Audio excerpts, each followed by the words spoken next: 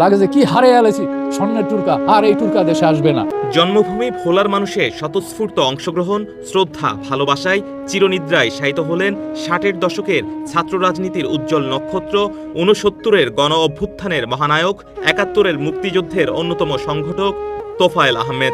সুদূর দিল্লি থেকে জাতির উদ্দেশ্যে প্রবীণ নেতা তোফায়েল আহমেদের চিরবিদায় নিয়ে কথা বলতে গিয়ে অঝরে কেঁদে ভাসালেন সাবেক প্রধানমন্ত্রী শেখ হাসিনা।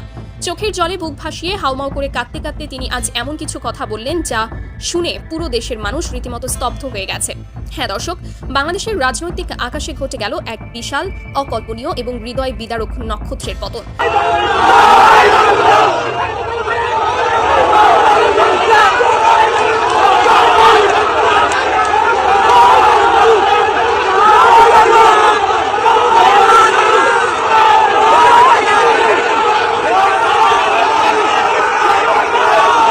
জিয়াউর রহমান সম্পর্কে তোফায়েল আহমেদের মূল্যায়ন শুনুন। জিয়াউর রহমানের নামে একটা লোক আছে, আমি তোফায়েল আহমেদ জানতাম না। আমরা যখন ১৯৬৯-এ গণঅভ্যুত্থান করি তখন জিয়াউর রহমানের নামও ছিল, এবং বঙ্গবন্ধু যখন ২৬শে মার্চ স্বাধীনতা ঘোষণা করেন তখন জিয়াউর রহমানের কোনো মানুষ আমরা জানতাম। আমি যদি বলি যে জিয়াউর রহমান যদি চট্টগ্রামে না থেকে যদি পাকিস্তানে থাকতো অথবা ঢাকা থাকতো, তিনি পাকিস্তানের পক্ষ অবলম্বন করতেন, কারণ তিনি স্বাধীনতা বিশ্বাসী ছিলেন না। আসসালামু আলাইকুম দর্শক, সিগন্যাল বিডি চ্যানেলের নতুন একটি গুরুত্বপূর্ণ নিউজ ভিডিও নিয়ে আপনাদের মাঝে হাজির হলাম। প্রিয় দর্শক, বাংলাদেশের বর্তমান রাজনৈতিক প্রেক্ষাপট জানতে যারা এই ভিডিওটিতে ক্লিক করেছেন তাদের সবাইকে বলবো আপনারা ধৈর্য সহকারে পুরো ভিডিওটি দেখতে থাকুন, কারণ এই ভিডিওটিতে এমন কিছু তথ্য বা উপত্য শেয়ার করা হয়েছে যা জানলে আপনারা অবাক হবেন। প্রিয় দর্শক, ইতিমধ্যে আপনারা অনেকগুলো ভিডিওর অংশ বিশেষ দেখে নিয়েছেন এবং আশা করি দেখেই বুঝতে পেরেছেন আজকের ভিডিওটি কতটি গুরুত্বপূর্ণ এবং আকর্ষণীয় হতে চলেছে। এখনো যারা আমাদের চ্যানেলটি সাবস্ক্রাইব করেননি তাদের সবাইকে বলবো আমাদের চ্যানেলটি সাবস্ক্রাইব করে পাশে থাকা বেল আইকনটা অন করে দিবেন, আর যারা ইতিমধ্যে সাবস্ক্রাইব করেছেন তাদেরকে অসংখ্য ধন্যবাদ। তো প্রিয় দর্শক, চলুন আর কথা বাড়াবো না, একটি লাইক দিয়ে মূল ভিডিওতে যাও যাক। এটা কি ধরনের রাজনীতি আমরা জানি না। আমি যখন মন্ত্রী হই তখন সকলের বাংলাদেশের মন্ত্রী হিসেবেই আমি নিজেকে মনে করি। চালিয়ে পড়ে সাবেক দিকে সরকার, আর আজকে কত মানুষ জীবন হারালো। এটা কি ধরনের রাজনীতি আমরা জানি না। সুদূর দিল্লি থেকে জাতির উদ্দেশ্যে প্রবীণ নেতা তোফায়েল আহমেদের চিরবিদায় নিয়ে কথা বলতে গিয়ে অঝরে কেঁদে ভাসালেন সাবেক প্রধানমন্ত্রী শেখ হাসিনা। চোখের জলে বুক ভাসিয়ে হাউমাউ করে কাঁদতে কাঁদতে তিনি আজ এমন কিছু কথা বললেন যা শুনে পুরো দেশের মানুষ রীতিমতো স্তব্ধ হয়ে গেছে। হ্যাঁ দর্শক, বাংলাদেশের রাজনৈতিক আকাশে ঘটে গেল এক বিশাল, অকল্পনীয় এবং হৃদয় বিদারক নক্ষত্রের পতন। যে মানুষটি আজীবন বঙ্গবন্ধুর ছায়াসঙ্গী হয়েছিলেন, যিনি ১৯৬৯ সালের ঐতিহাসিক গণ অভ্যুত্থানের মহানায়ক, সেই প্রবীণ জননেতা, বর্ষিয়ান রাজনীতিবিদ এবং আওয়ামী লীগের অন্যতম শীর্ষ অভিভাবক তোফায়েল আহমেদ আর আমাদের মাঝে নেই। গতকাল বিকেলে রাজধানীর স্কয়ার হাসপাতালে ৮২ বছর বয়সে শেষ নিঃশ্বাস ত্যাগ করেন এই কিংবদন্তি রাজনৈতিক ব্যক্তিত্ব। কিন্তু এই শোকাবহ খবরের পরপরই দেশের রাজনৈতিক অঙ্গনে এবং নেট দুনিয়ায় শুরু হয়েছে এক নতুন মাত্রার তোলপাড়। কারণ তোফায়েল আহমেদের মৃত্যুর খবর সুদূর দিল্লিতে বসে শোনার পর নিজেকে আর এক মুহূর্তের জন্য ধরে রাখতে পারেননি আওয়ামী লীগ সভাপতি শেখ হাসিনা। দেশ থেকে হাজার মাইল দূরে বসে দীর্ঘদিনের বিশ্বস্ত এবং রাজনৈতিক অভিভাবককে হারানোর শোকে তিনি চুপড়ে কেঁদে উঠেছেন। রাজনৈতিক মতাদর্শের ঊর্ধ্বে উঠে একজন নেত্রীর এমন বুকফাটা আর্তনাদ এবং একাকিত্বের হাহাকার এর আগে কখনো দেখেনি বাংলার মানুষ। সুদূর দিল্লিতে বসে তোফায়েল আহমেদের মৃত্যুতে ঠিক কি বলেছেন শেখ হাসিনা, কেন তিনি অঝরে কাঁদতে কাঁদতে নিজের চরম অসহায়ত্বের কথা প্রকাশ করলেন, আর এই বর্ষিয়ান নেতার বিদায়ে বাংলাদেশের রাজনীতিতে ঠিক কতটা শূন্যতার সৃষ্টি হলো। রাজনীতিতে উত্থান পতন থাকে, দলবদল হয়, ক্ষমতার পালা বদল ঘটে, কিন্তু কিছু মানুষ থাকেন যারা ইতিহাসের পাতায় নিজেদের নাম স্বর্ণাক্ষরে লিখে যান। তোফায়েল আহমেদ ছিলেন ঠিক তেমনই একজন খনজ জন্মা মানুষ, যে মানুষটি তৎকালীন রেসকোর্স ময়দানে দাঁড়িয়ে লাখো জনতার সামনে অবিসংবাদিত নেতা শেখ মুজিবুর রহমানকে বঙ্গবন্ধু উপাধিতে ভূষিত করেছিলেন। আজ সেই মানুষটির অনন্ত যাত্রায় পুরো দেশ শোকাচ্ছন্ন, কিন্তু এই শোকের মাত্রা সবচেয়ে বেশি যাকে আঘাত করেছে তিনি আজ সবচেয়ে বেশি দিশেহারা বোধ করছেন। তিনি হলেন শেখ হাসিনা। ১৯৭৫ সালের ১৫ আগস্টের কাল রাতে যখন তিনি তার পুরো পরিবারকে হারিয়েছিলেন, তখন যে কয়েকজন বিশ্বস্ত নেতা তার পিতার আদর্শকে বুকে ধারণ করে চরম বৈরী পরিবেশে দলটিকে আগলে রেখেছিলেন, তোফায়েল আহমেদ ছিলেন তাদের মধ্যে অন্যতম শীর্ষ একজন অভিভাবক। 1/11-এর সেই ভয়ঙ্কর এবং কঠিন সময়েও দলের ভেতরে যখন চরম বিভক্তি, যখন চারিদিকে শুধু ষড়যন্ত্রের জাল, তখনও এই প্রবীণ নেতা ছিলেন একটি বিশাল বটগাছের মতো। কিন্তু আজ ভাগ্যের নির্মম পরিহাসে যখন এই অভিভাবক চিরবিদায় নিলেন, তখন শেখ হাসিনা দেশের মাটিতে নেই। তিনি সুদূর দিল্লিতে নির্বাসিত এবং চরম একাকী এক জীবন যাপন করছেন। আর এই দূরত্ব, এই দেশ থেকে দূরে থাকার চরম অসহায়ত্বই আজ তাকে মানসিকভাবে একেবারে ভেঙে চুরমার করে দিয়েছে। দিল্লি থেকে পাওয়া অত্যন্ত বিশ্বস্ত এবং গোপন সূত্র অনুযায়ী গতকাল বিকেলে যখন তোফায়েল আহমেদের মৃত্যুর খবরটি প্রথম শেখ হাসিনার কাছে পৌঁছায় তখন তিনি মুহূর্তের জন্য স্তব্ধ হয়ে যান। তার চারপাশের পৃথিবী যেন থমকে দাঁড়ায়। তিনি বিশ্বাসই করতে পারছিলেন না যে তার বাবার আমলের শেষ স্মৃতিচিহ্নগুলোর একটি আজ চিরতরে হারিয়ে গেল। এরপরে তিনি কান্নায় ভেঙে পড়েন। তার এই কান্না কোনো সাধারণ নেত্রীর কান্না ছিল না, এটি ছিল একজন পিতৃসম অভিভাবককে হারানোর এক বুক ফাটা হাহাকার। চোখের জলে ভাসতে ভাসতে জাতির উদ্দেশ্যে এক আবেগঘন বার্তায় তিনি বলেন, আমার মাথার উপর থেকে আজ শেষ ছায়াটাও সরে গেল। তোফায়েল ভাই শুধু আমার দলের একজন জ্যেষ্ঠ নেতাই ছিলেন না, তিনি ছিলেন আমার পিতার আদর্শের সবচেয়ে বড় সৈনিক, আমার বিপদের দিনের সবচেয়ে বড় নির্ভরতার জায়গা। যখন আমার চারপাশের সবাই আমাকে ছেড়ে গিয়েছিল, যখন দলের উপর দিয়ে একের পর এক ঝড় বয়ে গেছে, তখন তিনি বুক চিতিয়ে আমার পাশে দাঁড়িয়েছিলেন। আজ তিনি চিরদিনের জন্য চলে গেলেন, আর আমি এতটাই হতভাগা, এতটাই অসহায় যে শেষবারের মতো তার মুখটা দেখার জন্য দেশের মাটিতে এক পাও রাখতে পারলাম না। আমার বাবার সবচেয়ে কাছের মানুষটিকে আমি শেষ বিদায়টুকু জানাতে পারছি না, তার কফিনে এক মুঠো মাটি দিতে পারছি না। একজন নেত্রী হিসেবে নয়, বঙ্গবন্ধুর কন্যা হিসেবে এর চেয়ে বড় দুর্ভাগ্য, এর চেয়ে বড় কষ্ট আর কি হতে পারে আমার জীবনে। শেখ হাসিনার এই বুক ফাটা আর্তনাদ এবং অসহায়ত্বের কথা শুনে সেখানে উপস্থিত সবার চোখেই অঝরে পানি চলে আসে। কান্নাজড়িত কণ্ঠে দীর্ঘ শ্বাস ফেলে তিনি আরো বলেন, 69-এর গণ অভ্যুত্থান থেকে শুরু করে মহান মুক্তিযুদ্ধ এবং পরবর্তীতে আওয়ামী লীগকে তিল তিল করে পুনর্গঠন করার প্রতিটি ধাপে তোফায়েল ভাইয়ের যে ঐতিহাসিক অবদান, তা এই দেশের মাটি কোনোদিন ভুলতে পারবে না। আজ আমি হয়তো তার জানাজায় উপস্থিত থাকতে পারছি না, তার কফিনে শেষ শ্রদ্ধা জানাতে এক মুঠো ফুল দিতে পারছি না, কিন্তু আমার হৃদয়, আমার আত্মা পড়ে আছে ঢাকার মাটিতে। বাংলার মানুষ জানে তোফায়েল আহমেদ কে ছিলেন এবং জাতির পিতার প্রতি তার ভালোবাসা কতটা খাঁটি ও নিঃস্বার্থ ছিল। আজ হয়তো অনেকেই ভাবছেন তোফায়েল ভাইয়ের বিদায়ে আমার সব শেষ হয়ে গেল, আমার আর ঘুরে দাঁড়ানোর কোনো শক্তি রইল না, কিন্তু তারা ভুল ভাবছেন। তোফায়েল ভাইয়ের মতো নেতাদের রেখে যাওয়া আদর্শ আর বঙ্গবন্ধুর স্বপ্নকে বুকে ধারণ করেই আমরা এই শোককে শক্তিতে পরিণত করব এবং আবারও ঘুরে দাঁড়াবো। শেখ হাসিনার এই কথাগুলোর মধ্যে একদিকে যেমন ছিল প্রিয়জনকে হারানোর তীব্র শোক ও হাহাকার, তেমনি অন্যদিকে ছিল চরম প্রতিকূলতার মাঝেও এক অদম্য রাজনৈতিক বার্তা। রাজনৈতিক বিশ্লেষকরা বলছেন, শেখ হাসিনার এই কান্না এবং আবেগঘন বার্তা দলের তৃণমূল নেতাকর্মীদের মাঝে এক নতুন আবেগের জন্ম দেবে। তোফায়েল আহমেদের মতো একজন মহিরুহের পতন আওয়ামী লীগের জন্য যেমন এক অপূরণীয় ক্ষতি, ঠিক তেমনি এই শোককে কেন্দ্র করে দলের ভেতরে এক নতুন ঐক্যের সৃষ্টি হতে পারে। তবে দেশের মাটিতে আসতে না পারার যে তীব্র যন্ত্রণা এবং হাহাকার শেখ হাসিনা প্রকাশ করেছেন, তা দেশের রাজনৈতিক ইতিহাসে এক বিরল এবং করুণ অধ্যায় হয়ে থাকবে। একসময় যে মানুষটির একটিমাত্র ইশারায় পুরো দেশের প্রশাসন চলত, যার কথায় লাখো মানুষ রাস্তায় নেমে আসতো, আজ তিনি তার সবচেয়ে কাছের মানুষের শেষ বিদায়ে দেশে ফেরার অধিকারটুকুও হারিয়েছেন। নিয়তির এই বিচার এবং ভাগ্যের এই নির্মম খেলা সত্যিই বড় অদ্ভুত এবং রহস্যময়। ক্ষমতা দাপটার অহংকার যে কতটা ক্ষণস্থায়ী, আজকের এই ঘটনাই যেন তার সবচেয়ে বড় প্রমাণ। সুপ্রিয় দর্শক, সুদূর দিল্লি থেকে তোফায়েল আহমেদের মৃত্যুতে শেখ হাসিনার এই অঝরে কান্না এবং তার এই করুণ আকুতিকে আপনি কিভাবে দেখছেন? আপনার কি মনে হয় তোফায়েল আহমেদের মতো একজন বর্ষিয়ান নেতার চিরবিদায় বাংলাদেশের রাজনীতিতে কতটা গভীর প্রভাব ফেলবে? শেখ হাসিনার এই আবেগঘন বার্তা কি দলের নেতা কর্মীদের নতুন করে ঐক্যবদ্ধ হওয়ার কোনো বার্তা দিচ্ছে? তোফায়েল আহমেদ, বর্ষিয়ান এই রাজনীতিবিদ আমাদেরকে ছেড়ে চলে গেলেন গতকাল 1 জুন। বাংলাদেশের সৃষ্টিতে তোফায়েল আহমেদের ভূমিকা অসামান্য। আপনি কোনোভাবেই যেমন উপেক্ষা করতে পারেন না বঙ্গবন্ধু শেখ মুজিবুর রহমানকে, পারেন না তাজউদ্দিন আহমেদকে, তেমনি পারবেন না তোফায়েল আহমেদকে। তার কয়েকটি উল্লেখযোগ্য ভূমিকা আপনাদের মনে করে। 1969 সালের সেই গণঅভ্যুত্থানের নেতৃত্বে ছিলেন কিন্তু এই তোফায়েল আহমেদ। তৎকালীন পূর্ব পাকিস্তানে স্বৈরাচার বিরোধী আন্দোলনের অন্যতম ছাত্র নেতা ছিলেন তোফায়েল আহমেদ। 11 দফা আন্দোলন এবং 1969 সালের গণঅভ্যুত্থানে তিনি গুরুত্বপূর্ণ ভূমিকা পালন করেন। এই আন্দোলন আইয়ুব খানের শাসনের বিরুদ্ধে গণজাগরণ সৃষ্টি করা এবং পরবর্তীতে বাংলাদেশের স্বাধীনতার পথকে আরও সুগম করে। মুক্তিযুদ্ধের পক্ষে সক্রিয় রাজনৈতিক ভূমিকা রাখেন এই তোফায়েল আহমেদ। স্বাধীনতা সংগ্রামের সময় তোফায়েল আহমেদ স্বাধীনতার পক্ষে দৃঢ় অবস্থান নেন। তিনি মুক্তিযুদ্ধের আদর্শ ও লক্ষ্য জনগণের কাছে তুলে ধরতে সাহায্য করেন এবং স্বাধীন বাংলাদেশের পক্ষে রাজনৈতিক সমর্থন গড়ে তুলতে অসামান্য ভূমিকা পালন করেন। তার রাজনৈতিক কর্মকাণ্ড স্বাধীনতার চেতনা ছড়িয়ে দিতে সাহায্য করে সকল শ্রেণীর বা সকল পেশার মানুষের মধ্যে। তোফায়েল আহমেদ কিন্তু বাংলাদেশ ছাত্রলীগকে শক্তিশালী ও সংগঠিত করার কাজে সবচেয়ে বড় ভূমিকা পালন করেছেন। তিনি ছাত্র নেতা হিসাবে ছিলেন বর্ষিয়ান। ছাত্রলীগের সাংগঠনিক যে ভিত্তি, সেটিকে শক্তিশালী করতে গুরুত্বপূর্ণ ভূমিকা পালন করেন। তার নেতৃত্বে ছাত্রলীগ তৎকালীন জাতীয় রাজনৈতিক আন্দোলনে একটি গুরুত্বপূর্ণ শক্তি হিসেবে পরিণত হয়। ছাত্র সমাজকে সংগঠিত করে গণতান্ত্রিক ও জাতীয়তাবাদী আন্দোলনকে সম্পৃক্ত করার ক্ষেত্রে তার অবস্থান উল্লেখযোগ্য।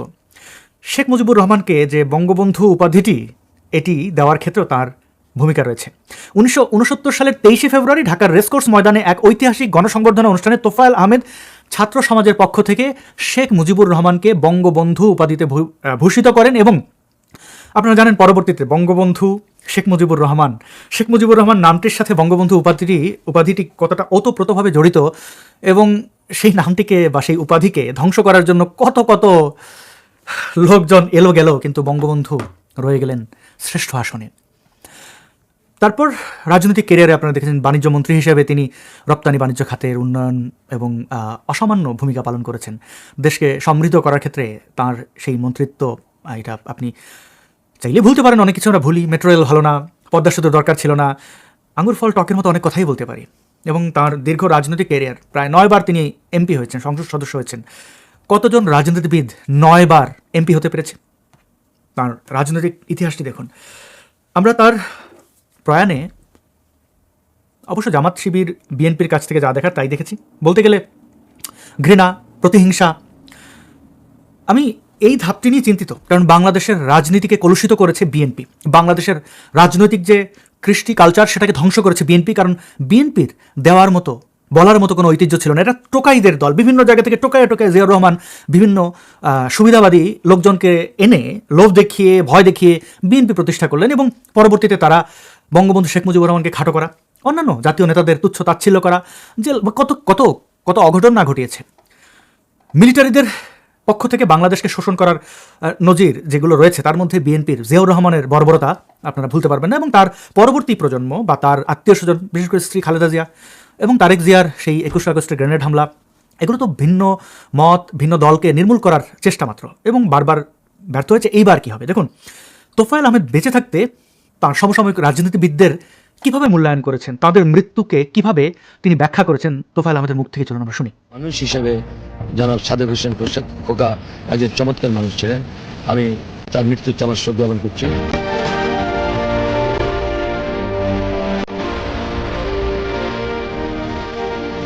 জিয়াউর রহমান সম্পর্কে তোফায়েল আহমেদের মূল্যায়ন শুনুন। জিয়াউর রহমানের নামে একটা লোক আছে, আমি তোফায়েল আহমদ জানতাম না। আমরা যখন 1969 গণ অভ্যুত্থান করি তখন জিয়াউর রহমানের নামও ছিল। এবং বঙ্গবন্ধু যখন 26শে মার্চ স্বাধীনতা ঘোষণা করেন তখন জিয়াউর রহমানের কোনো মানুষ হিসেবে আমরা জানতাম না। আমি যদি বলি যে জিয়াউর রহমান যদি চট্টগ্রামে না থেকে যদি পাকিস্তানে থাকতো অথবা ঢাকা থাকতো, তিনি পাকিস্তানের পক্ষ অবলম্বন করতেন, কারণ তিনি স্বাধীনতা বিশ্বাসী ছিলেন না। এবং আজকে UNESCO রিকগনাইজেস this history 7th March speech of Bangabandhu Sheikh Mujibur Rahman as part of world documentary heritage, as part of documentary heritage। পৃথিবীর কোনো ভাষণ কোন দেশে এতবার উচ্চারিত হয়, অথচ একদিন গেছে এই ভাষণ বঙ্গবন্ধুর শাহাদাত বার্ষিকীতে আমরা বাজাতে পারি নাই। বিএনপি তখন ক্ষমতায়, আমাদের মাইক কেড়ে নিয়ে গেছে। আমরা বিভিন্ন অনুষ্ঠানে 7ই মার্চেও এই ভাষণ আমরা বাজাতে পারিনি। অর্থাৎ যেটা আমাদের দেশের এক শ্রেণীর রাজনীতিবিদ, আমার মনে আছে 91 পরে যখন বিএনপি ক্ষমতা আসলো, বেগম খালেদা জিয়া প্রধানমন্ত্রী হলো, তখন এই নির্যাতন চলেছে। তার আগে বঙ্গবন্ধু হত্যার পরে আমরা যখন কাঙ্গালি বোস করতাম, এই শহরে প্রত্যেকটা জায়গায় আমরা যেতাম, সেখানে 7ই মার্চের ভাষণ তারা আমাদেরকে উচ্চারণ করতে দিত না। আজকে দেখেন, লক্ষ্য করেন, এই ভাষণ শুধু বাংলাদেশেরই শ্রেষ্ঠ ভাষণ না, আন্তর্জাতিক বিশ্বের শ্রেষ্ঠ ভাষণ হিসেবে আজকে স্বীকৃতি লাভ করেছে। সুতরাং 30 লক্ষ শহীদের রক্ত, 5 লক্ষ মা বোনের ইজ্জতের বিনিময়ে আমাদের এই স্বাধীনতা, এবং এই স্বাধীনতার মহানায়ক, 1000 বছরের শ্রেষ্ঠ বাঙালি, ইতিহাসের মহামানব, পৃথিবীর নির্যাতিত নিপীড়িত মানুষের শ্রেষ্ঠ বন্ধু, জাতির জনক বঙ্গবন্ধু যে শ্রেষ্ঠ নেতা ছিলেন, আজকে ইউনেস্কোর এই সিদ্ধান্তের মাধ্যমে সেটা আরেকবার প্রমাণিত হয়েছে। তখন জিয়াউর রহমানের কোনো মানুষ হিসেবে আমরা জানতাম না। আমি যদি বলি যে জিয়াউর রহমান যদি চট্টগ্রামে না থেকে যদি পাকিস্তানে থাকতো অথবা ঢাকা থাকতো, তিনি পাকিস্তানের পক্ষ অবলম্বন করতেন, কারণ তিনি স্বাধীনতা বিশ্বাসী ছিলেন না। তার বড় প্রমাণ, সংবিধানকে তিনি তছনছ করেছেন রাষ্ট্রীয় ক্ষমতা দখল করে, 4টি মূলনীতিকে তছনছ করেছেন।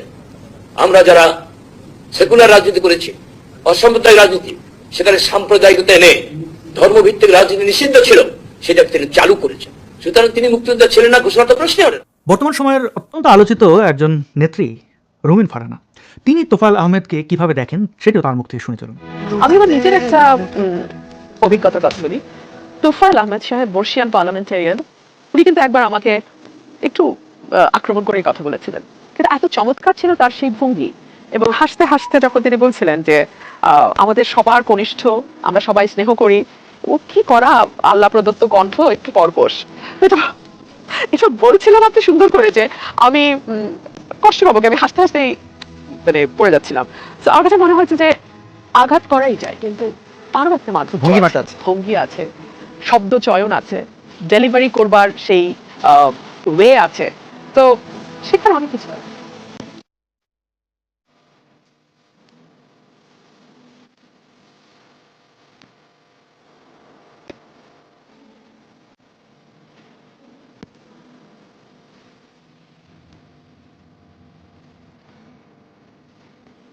ইসলামপন্থীদের ঘৃণা আমরা বরাবর দেখে এসেছি।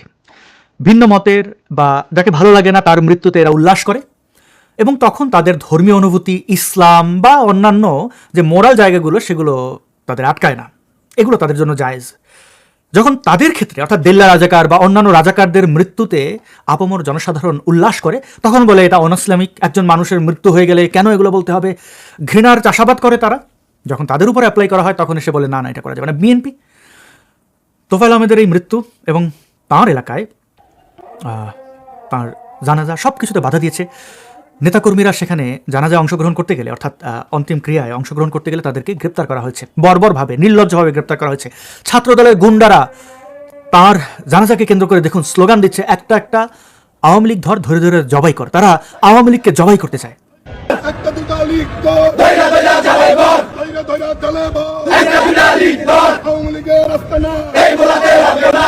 আমাদের জানাজা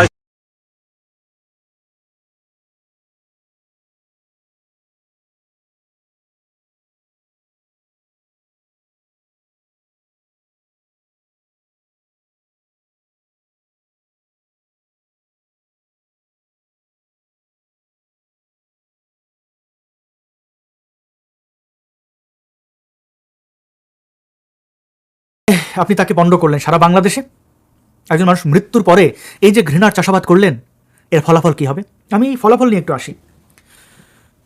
প্রিয় বন্ধু, বিশেষ করে সুশীল বন্ধু, আপনারা যারা চুপ করে আছেন, রাজনৈতিক এই প্রতিহিংসা দেখেও না দেখার ভান করছেন, বিশ্বাস করেন যখন আওয়ামী লীগ এই অন্যায়ের প্রতিশোধ নেবে তখন আপনারা বলতে আইসেন। আপনি এই সময় যখন বলছেন না, তখন আপনার মুখ কিভাবে খোলেন দেখে নেব। আপনাকে প্রতিবাদী হতে হলে প্রত্যেকটা জায়গায় প্রতিবাদ করতে হবে। আপনি সিলেক্টিভ হবেন এবং এর ফল আশা করবেন আপনার পক্ষে যাবে না। এই বাংলাদেশে জিয়াউর রহমানের মাজার থাকবে না। এই বাংলাদেশে বিএনপি নেতাদেরকে ধরে ধরে এইভাবেই কোনো জানাজা হতে দেওয়া হবে না। এটা আমি করবো না, এটা আপনি করবেন, এটা আওয়ামী লীগ করবে। কারণ তাদের সাথে যে অন্যায়গুলো আপনারা করছেন, এই অন্যায়ের রিপিটেশন। আগে তো তথ্য প্রযুক্তি এতটা সমৃদ্ধ ছিল না, ফুটেজগুলো থেকে যায়নি, প্রত্যেকটা জিনিস তো ইন্টারনেটে থেকে যাবে। এই কাজ যখন বিএনপির সাথে করা হবে, জামায়াতের সাথে করা হবে, এই ইসলামিক সন্ত্রাসীগুলোর সাথে করা হবে, তখন আপনি বলতে আসেন আপনার মুখের উপরে এই ভিডিও ফুটেজগুলো দেখায়া একদম ঝামা ঘষে দেবে। সময় থাকতে প্রতিবাদ করুন। বিএনপিকে বলবো, ক্ষমতা কিভাবে এসেছেন? কাওয়ার্ডের মতো। আওয়ামী লীগ তো আপনাদের ব্যান করে নাই, আপনারা তো আওয়ামী লীগকে ব্যান রেখা তাদের উপরে নির্যাতন চালাইয়া আমি আর দামি ভোটের চেয়েও খারাপ ভোট করে ক্ষমতা দখল করেছেন। চালাতে তো পারছেন না দেশ। অবস্থা তো ভয়াবহ, আপনাদের পতন হবে। তারেক জিয়া এবং ইউনুস স্যার যেটা বলি বারবার, তার কোনো অস্তিত্বই বাংলাদেশে থাকবে না।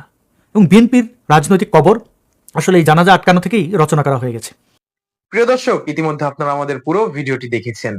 ভিডিওটি দেখে কি জানলেন এবং বুঝলেন, অবশ্যই আপনাদের মূল্যবান মতামতটি আমাদের কমেন্ট বক্সে জানাতে ভুলবেন না। এখনো যারা আমাদের চ্যানেলটি সাবস্ক্রাইব করেননি তাদের সবাইকে বলবো আমাদের চ্যানেলটি সাবস্ক্রাইব করে পাশে থাকা বেল আইকনটা অন করে দিবেন এরকম নিত্য নতুন প্রতিদিন গরম গরম নিউজ আপডেট পেতে। ধন্যবাদ সবাইকে।